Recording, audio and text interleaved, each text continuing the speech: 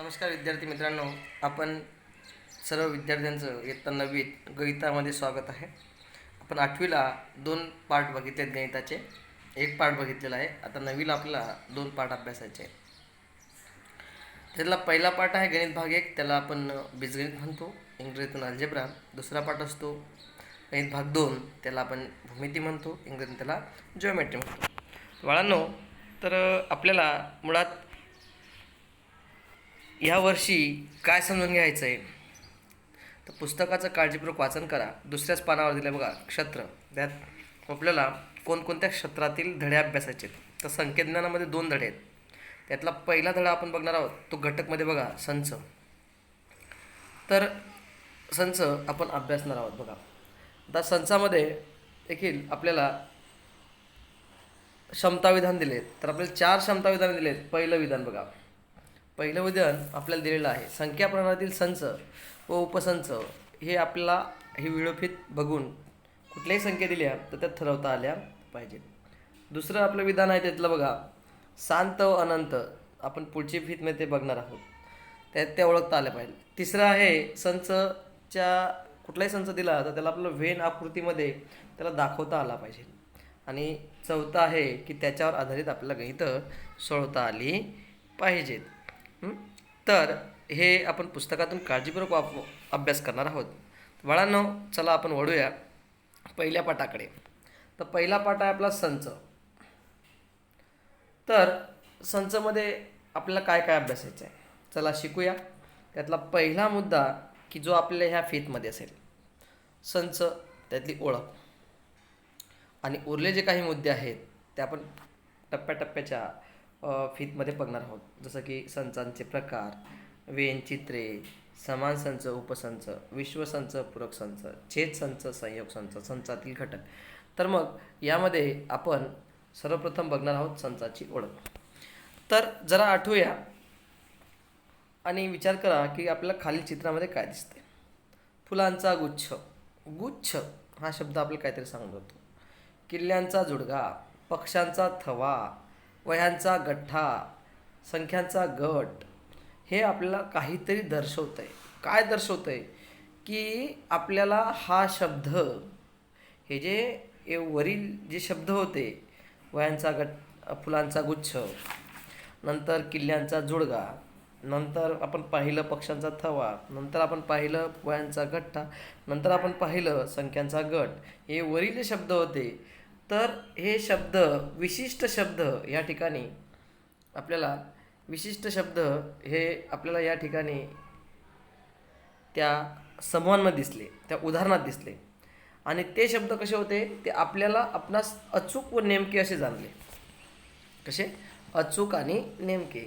मग जेव्हा जेव्हा संचांमधील वाक्यरचनामध्ये किंवा संख्यांच्या गटांमध्ये आपल्याला शब्द हे सुस्पष्ट दिसतील किंवा अचूक आणि नेमके वाटतील, तेव्हा अशा त्या सर्व वस्तूंच्या संचांच्या त्या सर्व संख्यांच्या समूहांना किंवा शब्दातील अर्थामध्ये असणाऱ्या समूहाला आपण संच म्हणून घेणार आहोत. तर बाळांनो, पुस्तकात वाचा आणि बघा काय म्हटलं आहे. आता हे आपण पहा की गावातील आनंदी मुले आणि हुशार मुले. जर आनंदी शब्दाचा जर आपण विचार केला काळजीपूर्वक, आनंदी, तर हा काहींच्या मते आनंदी असतो तर काहींच्या मते दुःखी असतो. म्हणून गावातील आनंदी मुलांचा समूह हा संच होईल का? तर होणार नाही. का? आनंदी हा सापेक्ष आहे. तसंच हुशारचं तुम्हाला थोडंसं आणखी जास्त चांगलं समजून जाईल उदाहरण. तर बघा, एखादा विद्यार्थी मराठीत हुशार आहे पण त्याला इंग्रजी येत नाही किंवा त्याला गणित येत नाही. एखाद्या विद्यार्थ्याला छान चित्र काढता येतं परंतु तो खेळू शकत नाही. मग बघा, मराठीच्या शिक्षकाच्या मते तो हुशार आहे कारण की मराठी येतं. गणिताच्या शिक्षकामध्ये तो हुशार आहे का? तर नाही. चित्र काढता येते म्हणून चित्रकलेच्या शिक्षकाच्या मते तो हुशार नाही. त्याला खेळता येत नाही म्हणून पीटीच्या शिक्षकाच्या मते तो हुशार नाही. म्हणजे आलं का लक्षात की हुशार हा शब्द सापेक्ष आहे. आणि जेव्हा असे सापेक्ष म्हणजे शब्द येतात, म्हणजेच अचूक व नेमके शब्द येत नाही, तेव्हा अशा समूहांना संच म्हटले जात नाही, त्यांचा अर्थ लागत नाही. आता काही आपण पुढे उदाहरणं बघूया. बघा, आपल्याला दिले आठवड्यातील 7 वार. कसा शब्द आहे? आठवडा. अचूक आणि नेमका. 7 वार सांगता येतील आपल्याला, सोमवारपासून तर अगेन सोमवारपर्यंत. तसंच एका वर्षाचे महिने सांगतात आपल्याला, जानेवारी, फेब्रुवारी किंवा मराठीतले चैत्र, वैशाख वगैरे. वर्गातील शूर मुलं, शूर मुलगा हा सर्वांच्या मध्ये शूर असेल का? तर नाही, शूर हा शब्द सापेक्ष ठरतो, त्यामुळे ते संच नाही. आता पहिल्या 10 संख्या मोजा बरं का. 1 2 3 4 5 6 7 8 9 10 मोजता आल्या सगळ्या तेच म्हणतील ना. कसं म्हणतील? सुरुवात 2 पासून होते, 10 पासून होते, नाही ना. म्हणजे तो संच आहे.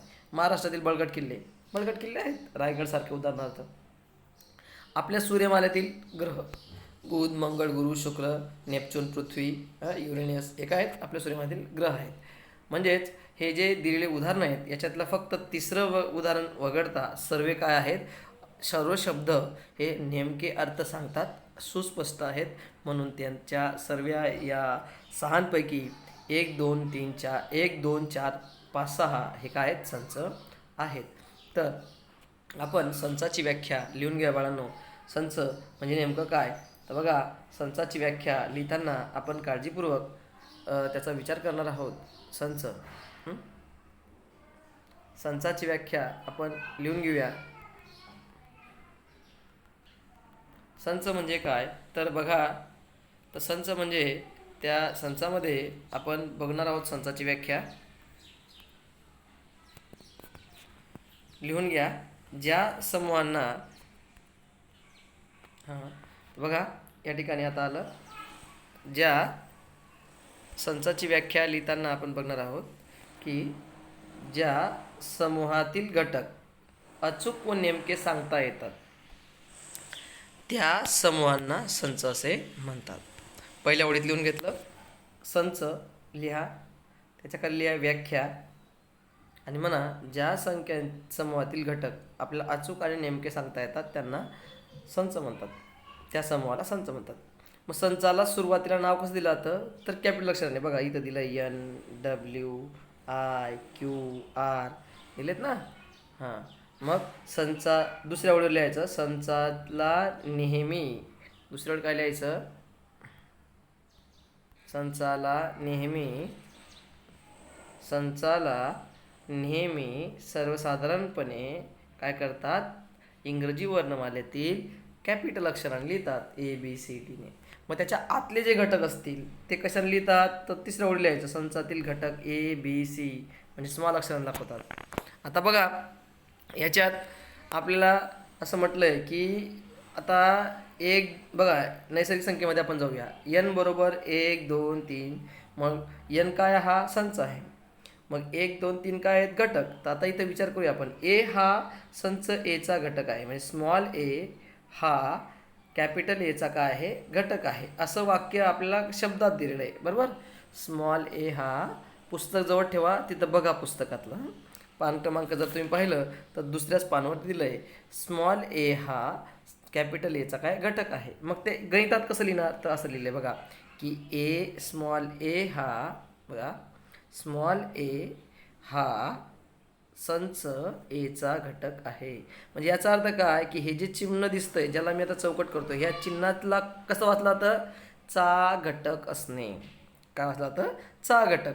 मग आता इथं मोठा कोण? तर इथे A हा संच आहे, कॅपिटल A काय आहे? संच आहे.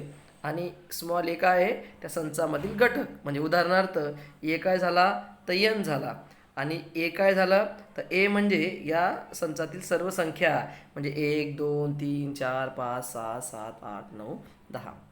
अलग लक्षात. आणि जर तो त्या संचाचा घटक नसेल तर आपण त्याला काय म्हणणार? चा घटक नसणे. स्मॉल a हा कॅपिटल Aचा घटक नाही. समजलं का? ते व्यवस्थित ह्या दोघी ओळी आपल्याला लिहून घ्यायच्या आहेत.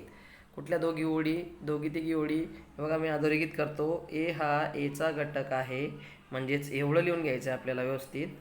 नंतर दुसरं लिहायचं आहे A हा Aचा घटक नाही, तेव्हा हे लिहून घ्यायचं आहे. हे दर्शवतात. आता आपण बघूया पुढच्या मुद्द्याकडे वळूया. आपण संच बघूया बाळांनो. 8वीला आपण पाहिलेले आहेत काही संच, तरी आपण बघूया नैसर्गिक संख्यांचा संच. काय म्हणतात? N बरोबर महिरपी कंसात 1 2 3 4 5 डॉट डॉट डॉट डॉट अनंत. त्याला इंग्रजीमध्ये नॅचरल नंबर म्हणतात. तसं W ची सुरुवात शून्यापासून होते आणि म्हणून 0 1 2 3 बाकीचा नैसर्गिक संख्या त्याला म्हणतात पूर्ण संख्यांचा संच. आता पूर्णांक म्हणजेच इंटिजर नंबर्स की याची सुरुवात होते ऋण अनंतापासून. म्हणजे काय? महिरपी कंसात जर आपण विचार केला तर ऋण संख्या सर्व ऋण अनंतापर्यंत जायच्या. कुठपर्यंत? ऋण अनंतापर्यंत. ऋण अनंतापर्यंत गेलं आणि मग लिहिलं आपण तिथे ऋण 3, ऋण 2, ऋण 1, ऋण 1, 0 आणि असं करता करता dot dot dot dot dot धन अनंतापर्यंत. असं या ठिकाणी आपण त्या आयला म्हणणार. आता पुढे क्यू म्हणजे परिमेय संख्यांचा संच, की ज्याच्यामध्ये बाकी शून्य येते किंवा बाकी शून्य येत नाही अशा सर्व संख्या. आर म्हणजे वास्तव संख्या. तर बाळा इथे आपण आणखीन 2-3 संख्या लिहून घेणार आहोत की जे आपल्या पुढे कामात येतील. उदाहरणार्थ बघा, समसंख्या समसंख्या त्या लिहून घ्या तुम्ही. समसंख्या येतात का तुम्हाला? येत असतील. बघा काय समसंख्या? अगदी सोपं. समसंख्या म्हणजे काय? मी व्याख्या सांगतो, तुम्ही ती लिहून घ्या. ज्या संख्यांना 2ने पूर्णपणे भाग जातो, ज्या संख्यांना 2ने पूर्णपणे भाग जातो अशा संख्यांना काय म्हणतात? समसंख्या म्हणतात. उदाहरणार्थ 2, 4, 2च्या पाड्यातील सर्व संख्या 2, 4, 6, 8, 10 लिहून घेतल्यात. व्हिडिओ थांबवा आणि पुन्हा बघून घ्या. आता आपण पुढे बघूया विषम संख्या. पुढचा प्रकार तोही लिहून घ्या. विषम संख्या. तर विषम संख्या म्हणजे काय बेटा? समसारखीच त्याची व्याख्या आहे. विषम संख्या म्हणजे काय? की ज्या संख्यांना 2ने पूर्णपणे भाग जात नाही अशा संख्यांना विषम संख्या असे म्हणतात. अलग लक्षात? ओके. उदाहरणार्थ 1, 3, 5, 7, 9, 11, 13 डॉट डॉट डॉट अनंतपर्यंत. बाळांनो, आता सर्वात महत्त्वाचा प्रकार आहे की जो आपल्याला 10वीला सुद्धा कामात येतो आणि बऱ्याच मुलांना तो लक्षात येत नाही. हे लिहून घ्या व्यवस्थित. मूळ संख्या. कुठली संख्या? मूळ संख्या. हे मूळ संख्या. तर मूळ संख्या म्हणजे काय? अलग लक्षात. तर मूळ संख्या म्हणजे काय? लिहा मूळ संख्या. ज्या संख्यांना 2च विभाजक असतात. किती विभाजक असतात? 2. पुन्हा लिहा. ज्या संख्यांना 2च विभाजक असतात अशा संख्यांना मूळ संख्या म्हणतात. हे आपण इयत्ता 8वीत पाहिलेलं आहे. तर मूळ संख्या समजल्या, 2च विभाजक असतात. मग त्या कशा नेमक्या? तर बघा, लक्ष द्या. उदाहरणार्थ तुम्हाला मी समजावून सांगतो सगळे. आता उदाहरणार्थ 2च मूळ संख्या आपल्याला बघायच्या आहेत. तर त्या बघा, आपण त्या लिहूया मूळ संख्यांमध्ये. आता 2 याचे अवयव पाळा. 2 कोणाच्या पाड्यात येतो? एकाच्या. बे म्हणजे 2 काय आहे? किती विभाजक झाले? 1 आणि 2 विभाजक झाले ना. आता विभाजक बघा किती झाले? विभाजक किती? 1 आणि 2 किती विभाग झाले? 2च. किती विभाग झाले? 2च. म्हणून 2 ही काय आहे? मूळ संख्या आहे. त्याच पद्धतीने आता आपण बघूया की पुढची संख्या समजा 3 घेतला आपण. 3 कोणाच्या वेळेत येईल? एकाच्या आणि 3च्या. म्हणून काय झालं की इथं जर आपण विचार केला तर इथं सुद्धा किती विभाजक आले? 2च. आत्ता जर आपण विचार घेतला कोणाचा? 4चा. आपण 4चा विचार घेऊया. बघा 4 आपण आता मी याच्यावर लिहितो. 4चा आपण विचार घेतला. बघा 4चा विचार घेतल्यानंतर तुमच्या लक्षात येईल की 4ला जेव्हा आपण विचारात घेतलं तेव्हा 4चे किती अवयव पडले? बघा 1च्या पाड्यात 4 येतो, बे 2 4 येतो आणि 4 1 4 येतो. आता मला सांगा बाळांनो, या ठिकाणी 4चे किती विभाजक झाले? 1, 2 आणि 3. आपली व्याख्या काय म्हणते? किती विभाजक पाहिजे? 2च. मग इथे विभाजक किती आहेत? 3. म्हणून ही मूळ संख्या नाही. जर आपण असं पाहिलं तर आपण अशा टप्प्याटप्प्याने शोधू शकतो. उदाहरणार्थ आता मी 5चा विचार करतो. 5.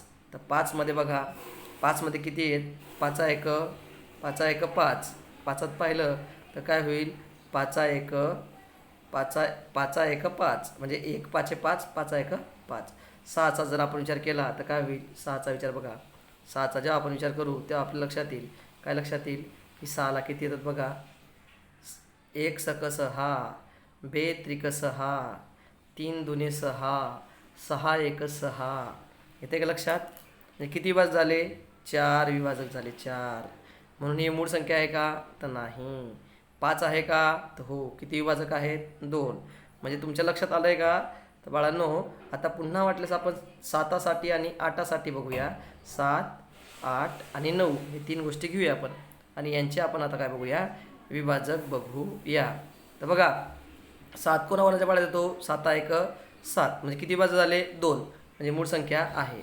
8चा विचार करा बघा, 8 1 1 8 हे 8, 2 चोक 8, 4 दुने 8, 8 1 8 किती विभाजक झाले, 4 विभाजक झाले म्हणजे आहे का मूळ संख्या, तर नाही. पुढे 9चा विचार करा बघा, 1 9 9, 3 त्रिक 9, 9 त्रिक 3 9 1 9 म्हणजे आहे का मूळ, नाही. म्हणजेच लक्षात घ्या बाळांनो, ज्या संख्यांना 2च विभाजक असतात अशा संख्यांना मूळ संख्या म्हणतात. उदाहरणार्थ 2 3 5 7 11 13 17 19 dot dot dot dot dot dot dot. आलं का लक्षात, लिहून घ्यायचं आहे. आता काही मुलांच्या मनात प्रश्न असेल, मग सर 1 का मूळ नाही आहे, तर लक्षात घ्या 1 कितीच्या पाड्यात येतो, 1 1 1 1 1 1.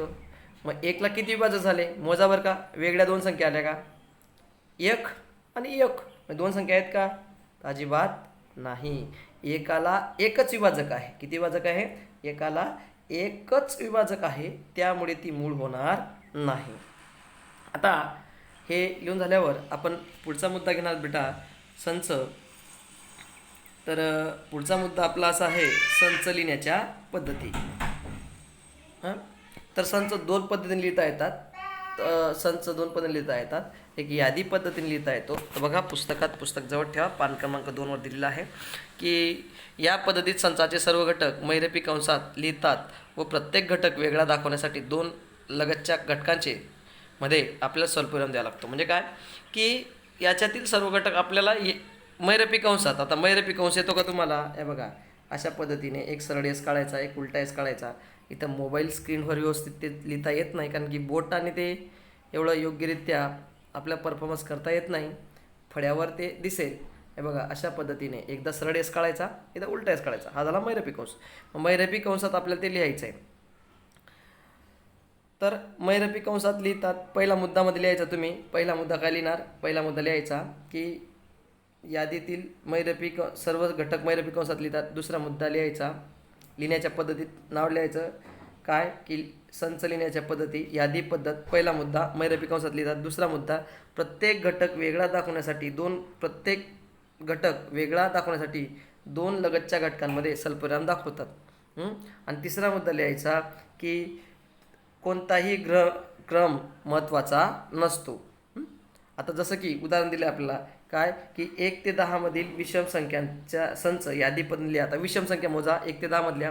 तर आपण आता मगाशी मागे घेतली 2 ने भाग जात नाही, म्हणजे काय 1 3 बघा 1 3 1 ते 10 मधील विचारले म्हणजे काय 1 येणार नाही आणि 9 पण येणार, म्हणजे 10 येणार नाही. म्हणजे मग 3 नंतर 5 नंतर 7 नंतर 9. आलं का लक्षात.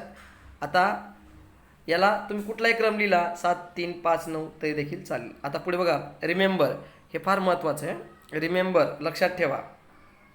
काय लक्षात ठेवा की आपल्याला लक्षात ठेवायचं आहे. काय लक्षात ठेवायचं आहे बाळांनो, की पुस्तक घ्या, त्याच्यात आपल्याला लक्षात ठेवायचं आहे, रिमेंबर करायचं आहे. काय की रिमेंबर शब्दामध्ये REM आणि B आणि R हे 4 अक्षर आहेत. पण काही अक्षर कसे आहेत पुन्हा आलेत. उदाहरणार्थ R किती वेळेस आलेला आहे, तर 2 वेळेस आलेला आहे. बघा R किती वेळेस आलेला आहे, तर 2 वेळेस. आपण पाहिलं तर R 2 वेळेस आहे. E पाहिला तर E 3 वेळेस आहे.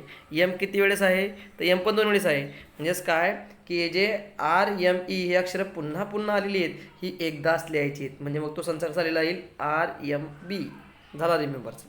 ही झाली यादी पद्धत. आता दुसरा एक गुणधर्म पद्धत. या पद्धतीत सुद्धा लिहिताना आपण जसं की मगाशी 3 मुद्दे पाडले तसे मुद्दे लिहायचे. पहिला मुद्दा लिहायचा की या पद्धतीतील घटक यादी न करता संचांचा सर्वसाधारण घटक चलाने दर्शवून सर्वसाधारण घटक काय, तर चल म्हणजे काय XYZ असं इंग्रजीतील अक्षर त्या चलाने दर्शवला जातो. आणि त्या दोघांमध्ये काय केलं जाते, एक उभी रेख मारली जाते. उदाहरणार्थ बघा X, आता ही जी उभी रेषा आहे X असा की, या उभी रेषेला काय वाचलं आहे, असा की. X हा असा की, कळलं का. इथं बघा एक्स हा असा की एक्स, बघा पुन्हा मी तुम्हाला लिहून दाखवतो वाटल्यास. इथं मी अधोरेखित करतो, त्याच्यावर लक्ष द्या. एक्स हा असा की, बघा हा लिहून दाखवतो. एक्स हा असा की एक्स बिलॉंग्स टू यन, म्हणजे काय, यनचा एक्स हा घटक आहे, कॉमा तो केवढा आहे, तर एकापासून एकापेक्षा मोठा म्हणजे एक्स आणि 10पेक्षा लहान, असं हे यादी पद्धतीने आपण त्याला लिहिलं. अलग लक्षात की ती जी उभी रेषा आहे त्या उभी रेषेचं वाचन कसं करतात, बघा असा आहे की, हे सगळं व्यवस्थित त्या ठिकाणी पुस्तकातून बघून लिहून घ्यायचं आहे. तर आपण पुढे बघूया की यादी पद्धती आणि गुणधर्म पद्धतीचे काही उदाहरणं पुस्तकातील आपण बघणार आहोत.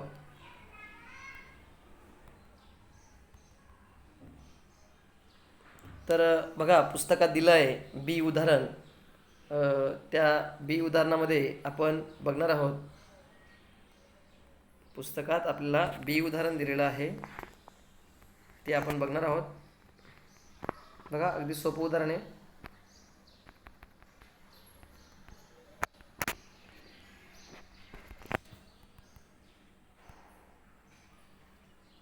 बी उदाहरण दिलेलं आहे पुस्तकात आपल्याला की या बी उदाहरणात बघा काय दिलं आहे.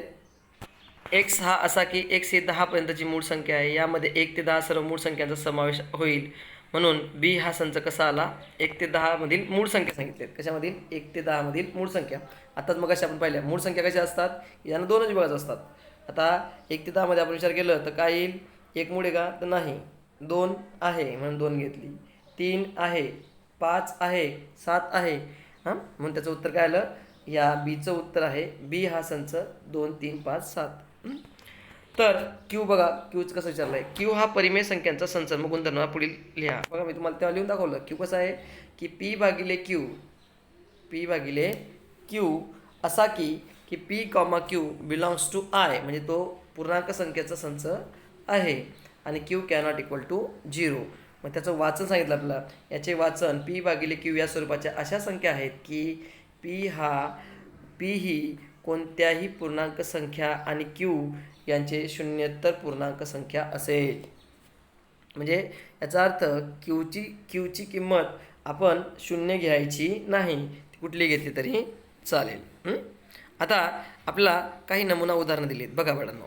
तर नमुना उदाहरणं आपण वाचूया आणि लक्षात घेऊया. तर बघा नमुना उदाहरणं आपल्याला दिले. पहिलं उदाहरण दिलं आहे हे बघा इथे ए, त्याचं मी वाचन करतो. एक्स हा असा की एक्स, ती जी उभी रेषा मारली मी, उभी रेषा बघा, एक्स हा असा की, ह्या रेषेला काय म्हणतात, असा की. एक्स हा असा की एक्स हा डिव्हिजन या शब्दातील अक्षर आहे. हा झाला गुणधर्म. मग त्याला कसा लिहायचा, तर त्याचं उत्तर आहे बघा यादी पद्धत त्याला आपण लिहू शकतो. आपण मग अशी रिमेंबरला विचार केला होता. तर या ठिकाणी बघा डिव्हिजनच्या स्पेलिंगमध्ये बघा DIVISION, मग कुठला शब्द डबल आला आहे, तर आय डबल आला आहे, बरोबर. आय जास्त वेळ झालेला आहे, तर आय किती वेळेस लिहायचा, एकदाच. मग बघा DIVSON, आलं का लक्षात. आय हा पुन्हा पुन्हा आल्यामुळे आयला आपण कितीदा लिहिलं, एकचदा लिहिलं. कितीदा लिहिलं, एकदाच. आलं का लक्षात. तर पुढे बघा, तर पुढचं आपण घेऊया गुणधर्म वाचूया. आता वाचता येईल का, वाचा बरं पाहू. त्या उभ्या रेषेला आपण काय म्हणतो, असा की, मग त्याच्या आधी काय, वाय, मग काय, वाय हा असा की वाय ही संख्या अशी आहे की वाय वर्ग बरोबर 9. म्हणजेच काय करायचं आहे की या ठिकाणी आपल्याला लक्षात घ्या की वायचा वर्ग 9 अशा संख्या शोधायच्या आहेत. वाय वर्ग बरोबर 9. आता मग याचं वर्गमूळ करा. याला आपण करणीत टाकलं तर याला करणीत टाकल्यावर काय होईल, वर्गमुळात 9 म्हणजे किती, तर त्याचं उत्तर काय मिळेल आपल्याला. तर वर्गमुळात 9 म्हणजे काय की त्याचं उत्तर सहज कोणीही सांगू शकतो. वर्गमुळात 9 म्हणजे काय, +-3. 3चे वर्ग आहेत ना ते. बीचं उत्तर काय आलं, -3 +3. तसंच आता आपण पुढचं बघूया. झेड ही अशी की झेड ही 5च्या पटीतील संख्या 30पेक्षा लहान आहेत. म्हणजे 30पेक्षा लहान 5च्या पटीत, म्हणजे 5चा पाढा. 5 × 1 = 5, 5 × 2 = 10, 5 × 3 = 15. हां, 5 × 5 = 5 × 5 = 25. आलं का लक्षात? बाळांनो, ही होती पुस्तकातील उदाहरणं, सोडून दिलेली उदाहरणं होती. आता आपण पुढे जाऊया आणि पुढचं उदाहरण बघूया. तर हे आपल्याला पुस्तकातील उदाहरणं आहेत, लिहून घ्यायची आहेत. मागची उदाहरणं लिहायची नव्हती, की आता हा जो तक्ता आहे 5 क्रमांक 3 वरचा, तो लिहून घ्यायचा आहे. बघा, यादी पद्धत दिली आहे. 2, 4, 6, 8, 10, 12 म्हणजे काय दिसत आहेत? काळजीपूर्वक विचार करा. यादीचं रूपांतर गुणधर्ममध्ये करायचं. 2, 4, 6, 8, 10, 12 काय दिसत आहे? तर समसंख्या दिसत आहेत. कुठून सुरू होत आहेत? 2 पासून कुठपर्यंत? 14 पर्यंत, म्हणजे 15पेक्षा लहान. तर बघा त्याचा गुणधर्म कसा लिहून दाखवलेला आहे. त्याचा गुणधर्म कसा लिहून दाखवला आहे, काळजीपूर्वक बघा. तर त्या गुणधर्मामध्ये आपण जेव्हा विचार करू, बघा वाचन तुम्हाला करता येतं. आता गुणधर्म लिहिताना आपण नियम लिहून घेतले होते. काय नियम लिहून घेतले होते जरा आठवा, एक पेन रिमाइंड करा. काय गुणधर्म लिहून घेतला ना, की सर्वसाधारण घटक चलाने आपल्याला दर्शवावे लागतात. मग इथं एक्स चल आपण वापरूया, की ए बरोबर, कॅपिटल अक्षराने लिहिलं, ए बरोबर महिरपी कंसात एक्स हा असा की एक्स ही 15पेक्षा कशा आहेत त्या? 15पेक्षा लहान आहेत ना. 14 म्हणजे काय? 15पेक्षा लहान. आणि काय कुठल्या संख्या आहेत त्या? या संख्या कुठल्या आहेत? 2, 4, 6, 8, 10, 14 तर समसंख्या आहेत. म्हणजे 15पेक्षा लहान सम, आणि या नैसर्गिक आहेत म्हणून नैसर्गिक संख्या आहेत. हा झाला गुणधर्म. आलं लक्षात? तर पुन्हा आपण दुसरा गुणधर्माकडे वळूया. आता गुणधर्मापासून यादी लिहूया. काय म्हटलं आहे बघा, बी कॅपिटल दाखवला आहे, बरोबर महिरपी कंसात एक्स हा असा की 1 ते 20 मधील 1 ते 20 मधील म्हणजे 1 घ्यायचा नाही आणि 20 पण नाही घ्यायचा आहे. आलं लक्षात? 1 पण नाही घ्यायचा आहे, 20 पण नाही घ्यायचा आहे. 1 ते 20 मधील पूर्ण वर्ग संख्या. आता लक्षात घ्या बाळा, पूर्ण वर्ग संख्या म्हणजे काय? की ज्या कोणाच्या तरी काय असतात? वर्ग असतात. कोणाच्या तरी काय असतात? वर्ग. मग आता उत्तराकडे आपण यादी कशी लिहिणार? तर बघा, बी बरोबर महिरपी कंसात. आता महिरपी कंस बघा, इथे हाताने मोबाईलवर लिहित असल्यामुळे तो एवढा खास येत नाही बोटाने. तर महिरपी कंसात आता 1 कोणाचा वर्ग आहे का? तर नाही आहे. 2 आहे वर्ग कोणाचा? तर नाही आहे. 3 आहे का? नाही. 4 आहे. 4 कोणाचा वर्ग आहे? तर 2चा. तर इथे लिहिला 4 कॉमा. आता 4 नंतर तुमच्या लक्षात आलं असेल. मग आता 5 कोणाचा वर्ग आहे का? 6, 7, 8 तर 9 3चा. पुढे बघा, 10, 11, 12, 13, 14, 15, 16 तर 16. आलं का लक्षात? तर 4, 9, 16 हे त्याचं काय आहे? उत्तर आहे. तर इथे 1 सुद्धा आपण घेऊ शकतो. 1 सुद्धा पूर्णवर्ग संख्या आहे. तर बाळांनो, पुढे आपण वळूया.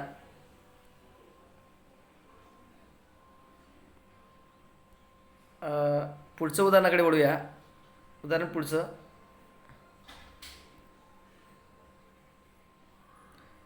तर यामध्ये सी काय दिलेलं आहे? इंग्रजी वर्णमालेचे अक्षर तुम्हाला दिसत आहेत का? हो. तर इंग्रजी वर्णमालेचे अक्षर आहेत. त्यातल्या त्यात AEIOU हे काय आहेत? स्वर आहेत. तर आपण लिहून घेऊया. काय? की सी हा असा की, कसा की, मग एक्स म्हणायचं. एक्स हा असा की एक्स ह्या किंवा एक्स हे काय आहेत बेटा? मी इथं मी बोलतो, तुम्ही लिहून घ्या. एक्स हे इंग्रजी वर्णमालेतील स्वर आहेत. काय आहेत? इंग्रजी वर्णमालेतील स्वर आहेत. असं लिहून घ्या तिथे. हां, व्यवस्थित. पुन्हा सांगतो बघा. काय लिहिणार? एक्स हा असा की एक्स हा असा की एक्स हे इंग्रजी वर्णमालेतील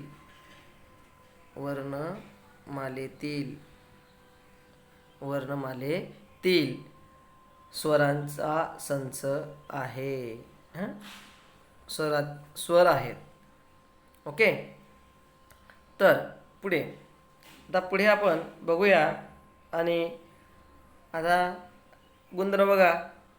वाय हा असा की वाय हा इंद्रधनुष्यातील रंग आहेत. मग इंद्रधनुष्यातील रंग कुठले आहेत? आपल्या सरांना येतं. मग लिहायचं डी बरोबर काय? महिरपी कंसात. आता लिहून काढा तुम्ही ते रंग. येतात का तुम्हाला? ता ना पी ही नी पा जा. येतात का? ता ना पी ही नी पा जा म्हणजे काय? इंद्रधनुष्यातील 7 रंग. ता म्हणजे तांबडा, ना म्हणजे नारंगी, नी म्हणजे निळा, पी म्हणजे पिवळा, ही म्हणजे हिरवा, पा म्हणजे पारवा, जा म्हणजे जांभळा. ता ना पी ही नी पा जा असं ते लिहून काढायचं अक्षर. पुढे पुढे जर आपण विचार केलं तर पुढचं अजून आपण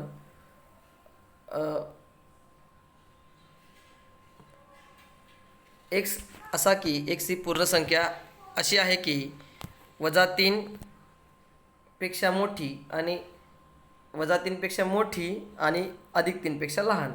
तर बघा पी कसा लिहिता येईल आपल्याला? पी बरोबर -3 पेक्षा मोठी कुठली येईल? मग संख्या रेषेकडे जा. -2 -1 0 1 2 झालं. 3 पेक्षा लहान ना? आलं लक्षात? पी बरोबर काय? -2 -1 0 1 2 अशा पद्धतीने आपण ते लिहू शकतो. आणि पुढे हे दिलेले आहे. तर बाळांनो याला व्यवस्थित पुस्तकात लिहून घ्या. आता आपण सुरू करूया सराव संच 1.1. तर सराव संच 1.1 मध्ये आपण पहिल्या गणिताकडे वळणार आहोत. काय सांगितलं त्यांनी? ते पहिलं गणित आपल्याला दिलेलं आहे. पहिल्या गणितात आपण वळणार आहोत. पहिलं गणित आपल्याला दिलेलं आहे. तर पहिल्या गणितात त्यांनी काय विचारलेलं आहे की पुढील संच यादी पद्धतीने लिहा. आता यादी पद्धतीने लिहा म्हणजे काय? याची यादी करायची. तर पहिलं आपण पहिल्याचा जर विचार केला तर बघा आपण पहिलं गणित घेऊया. पहिलं गणित लिहत राहा बरं का. समनैसर्गिक संख्यांचा संच. तर नैसर्गिक म्हणजे काय? n बरोबर काय? तर बघा n बरोबर या ठिकाणी हाताने लिहिल्यामुळे काय होतं आहे जरा ते व्यवस्थित येत नाही आहे. आता मी लिहितो बघा. पहिलं n बरोबर एक एक गणित लिहून मी पुसून काढेल. n बरोबर महिरपी कंसात समनैसर्गिक संख्या. आपण महिरपी कंसात लिहिणार आहोत म्हणून महिरपी कंस काढून घेतला. आता सम म्हणजे काय? दोनातल्या पाड्यातल्या.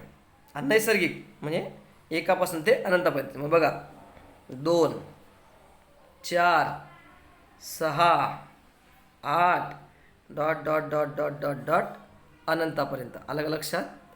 8 नंतर कॉमा देतो. Dot dot dot dot dot dot अनंतापर्यंत. हे झालं पहिल्या प्रश्नाचं उत्तर. आता दुसरा प्रश्न बघा. पहिला प्रश्न कळला समनैसर्गिक संख्या. आता दुसरा प्रश्न बघा. पहिला लिहायचं त्याचं उत्तर लिहायचं. दुसऱ्याचं आपण उत्तर लिहूया. दुसऱ्याचं उत्तर काय? दुसऱ्याचं उत्तर बघा 1 ते 50 मधील सममूळ संख्या. सम म्हणजे ती दोनातल्या पाड्यातली असली पाहिजे. आणि मूळ लक्षात घ्या बाळा. सम म्हटल्यावर हे बघा मी रेषा मारतो. दुसऱ्यातलं उत्तर आहे 4 सम आहे, 6 सम आहे, 8 सम आहे. ही दोनाच्या पाड्यात येते बरोबर. दोनाच्या पाड्यात येते, एकाच्या पाड्यात येते आणि स्वतःच्या पाड्यात येते. म्हणजे किती त्या ठिकाणी जर आपण विचार केले तर तिन्ही भाजक झाले. म्हणजे समसंख्या या मूळ असतात का? तर नाही. मग किती समसंख्या मूळ आहेत? तर त्याचा जर आपण विचार केला तर एकच संख्या अशी आहे की ती सम पण आहे आणि ती काय आहे? मूळ पण आहे. म्हणून काय म्हणणार आपण? दुसऱ्याचं उत्तर लिहिताना मूळ आहे म्हणून त्याला आपण म्हटलं पी इज इक्वल टू महिरपी कंसात किती समसंख्या आहेत? तर अनंत. 1 ते 50 मध्ये 25 समसंख्या आहेत परंतु त्याच्यातून एकच संख्या अशी आहे की ती काय आहे? मूळ आहे. ती कुठली? 2. आलं का लक्षात? आपल्याला फसवण्यासाठी प्रश्न आहे. लिहून घेतलं व्यवस्थित. पुढे आपण तिसरा प्रश्न बघूया. सर्व ऋण पूर्णांक संख्यांचा संच. बघा ऋण पूर्णांक संख्या म्हटल्यात म्हणून इंटीजर म्हणून आपण त्याला म्हणूया आय. कितीचं उत्तर लिहित आहोत आपण? तिसऱ्याचं. किती? तिसरा प्रश्न. तिसऱ्याचं उत्तर या ठिकाणी आपण लिहित आहोत. तर इंटीजर म्हणजे आय आणि ऋण पूर्णांक म्हणजेच जे फक्त ऋण आहेत. म्हणजे उदाहरणार्थ आपण जर घेतलं -1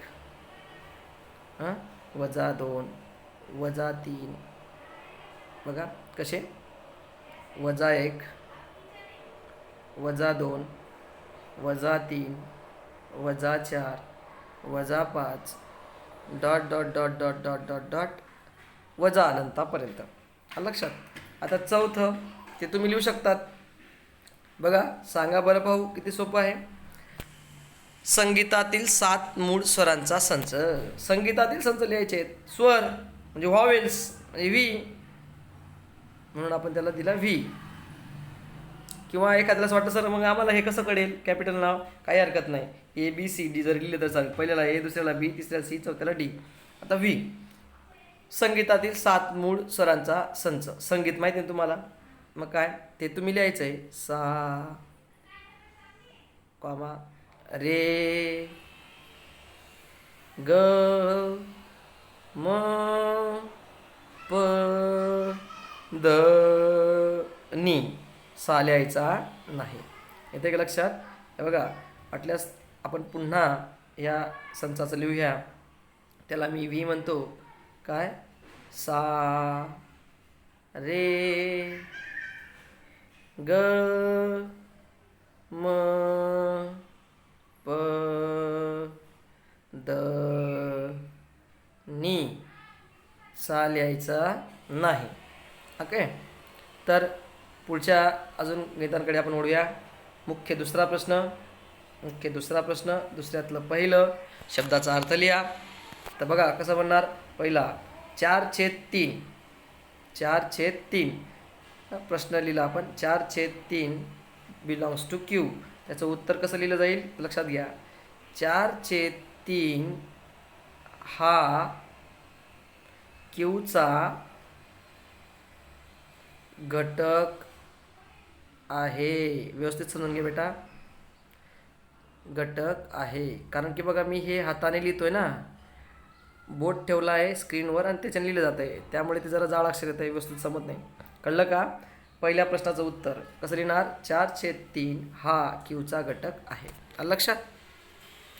तर आपण दुसरा लिहूया.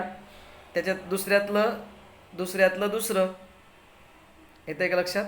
दुसऱ्यातलं दुसरं काय प्रश्न आहे. -2. आता वाचन केल्यावर आपल्याला ते लिहिता येतं. मग कसं लिहिणार याचं उत्तर. -2 हा यांचा घटक आहे का. सांगा बरं पाहू. घटक नाही. -2 हा यांचा घटक नाही. आलं लक्षात. त्याप्रमाणे आपण तिसरं देखील लिहू शकतो. तिसरं येईल का तुम्हाला. अगदी सिंपल तसंच लिहायचं आहे. तिसरा प्रश्न. आता मी त्याला प्रश्न लिहत नाही, उत्तर लिहितो सरळ सरळ. बघा काय म्हटलं आहे उत्तरमध्ये. पी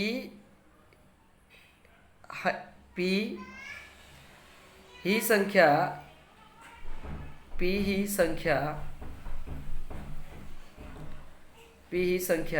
अशी आहे की